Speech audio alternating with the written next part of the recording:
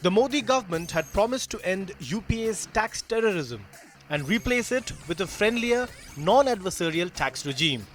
A year later, has that big mission translated into reality on the ground? Tax experts believe it has been achieved, but only partially. Finance Minister Arun Jaitley has steered the crucial GST bill through the Lok Sabha, potentially paving the way for a single taxation system in the entire country for all goods and services. Corporate tax rates have been slashed to make India more competitive, and the government has refused to challenge court verdicts in high-profile transfer pricing spats involving Vodafone and Shell. But the government still has to cover ground on retrospective tax liabilities and tax administration reforms. In terms of legacy issues, I would readily say that the government could have been much bolder in respect of addressing legacy issues. Two which stand out, which we all know, is the indirect transfer retrospective tax and the issues on, on MAT on FPIs. The MAT levy controversy was the latest to mar the government's image as foreign investors pressed the panic button in the absence of any immediate policy intervention by the government. A high-level panel has been put in place, but the damage to sentiment had already been done. Some tax experts believe that the tone at the top is positive, but execution by tax officials is key and the bureaucracy needs a revamp. All major tax issues should be referred to, not just a committee of bureaucrats, etc., but of some intellectuals of the country who are leading intellectuals who can show you the path. The government has to walk a thin line as it looks to boost fund inflows on one hand and also safeguard revenue collections. The writing is on the wall. Tax terrorism might be passé, but achieving certainty in tax policy is the next challenge. Ashwin Mohan, ET Now, Mumbai.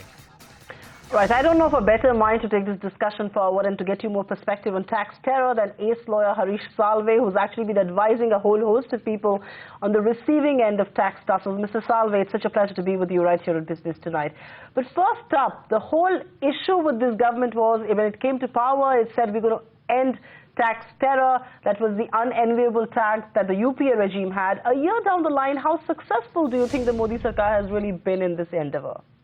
Nobody who has any experience in administration or who has any idea of how systems work had any illusions that this is going to all be resolved in 6 months' time. It doesn't work that way. At least one thing is clear, the intentions, mindset of the government, they gave a particular direction.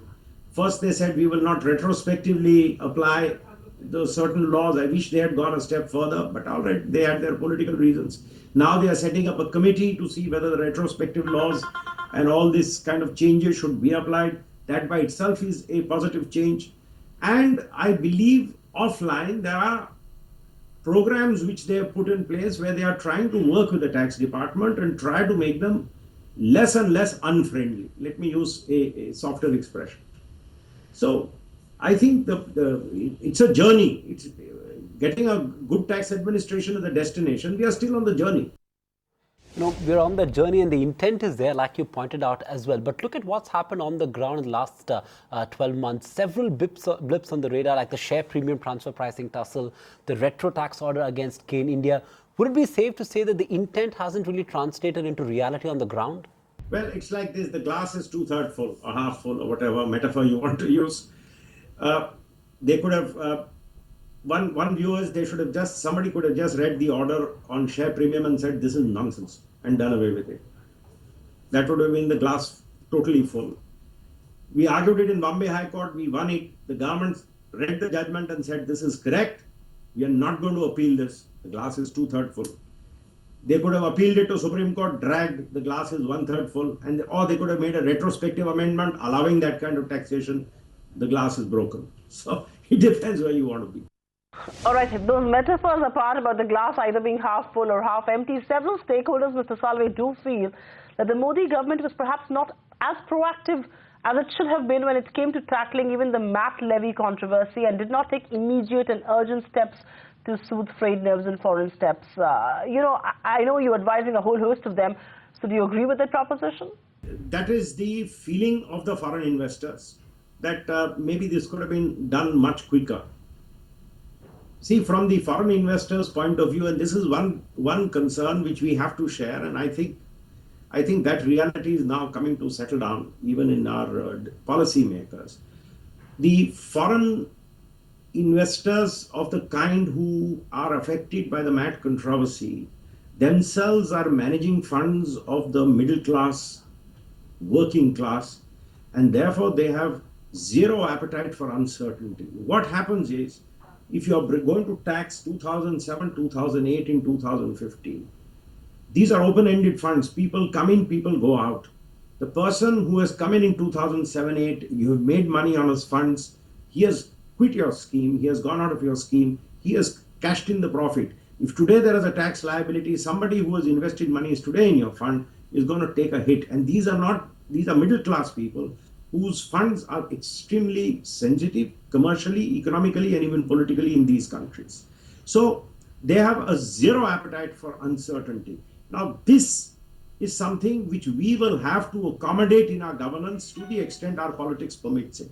And that's a challenge for this government. Last word, Mr. Salve. Look at the way they've handled this entire MAT controversy, referred it to a panel headed by Justice A.P. Shah. You know, it seems deja vu in many ways, like the UPA referred some of these controversial issues like retro taxes to the SHOAM panel. Nothing much came out of it.